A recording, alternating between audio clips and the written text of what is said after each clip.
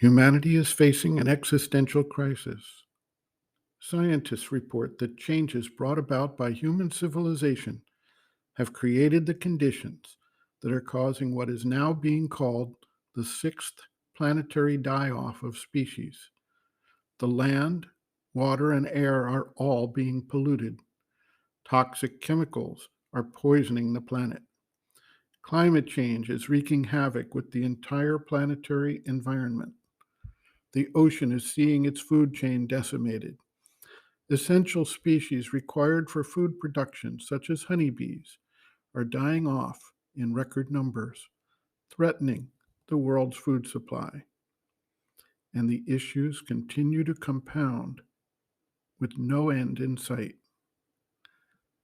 The problems we see are based on the application of the mind in an attempt to satisfy the desire soul of the vital ego. Mental solutions tend to be linear, limited in scope, and generally fail to take into account the complex interactions of a complete organic system, such as the interdependent relationship of all beings in existence.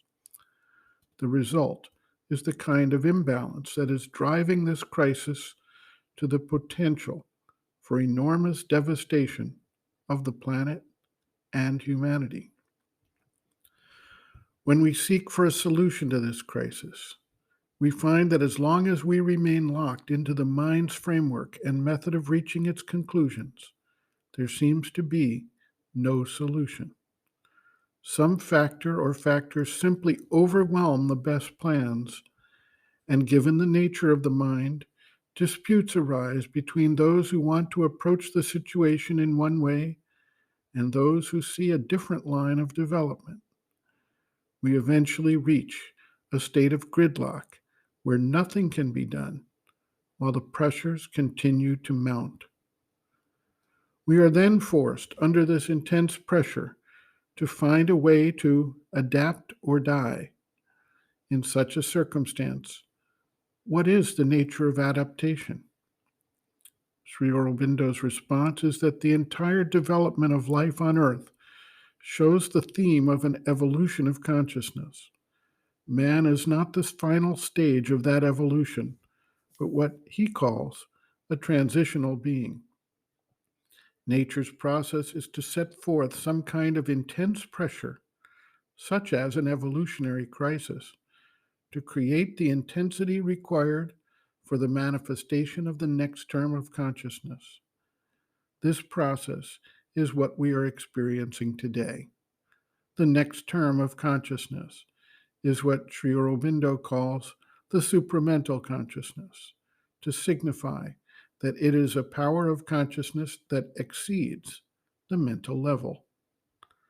Under the intensity of the pressure, individuals are moved to shift their focus toward the conscious development and active participation in the evolutionary process.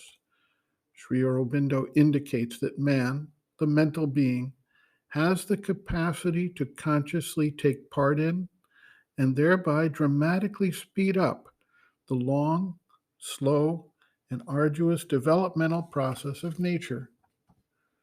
Sri Aurobindo and the mother, as pathfinders, were able to determine how a shift from the ordinary human mentality under the control of the external ego personality and driven by the desire soul of the vital nature to a spiritual consciousness could take place. This involved a process of growth whereby the individual gains contact with the psychic being, the soul, and shifts the direction of his life toward the contact with and development of a constant relation of the individual soul with the divine reality, which is the actual driver of the universal manifestation. The being must first be prepared and the instruments developed, the aspiration for the change awakened and cherished, and then the being begins to turn its attention to the fulfillment of the spiritual quest.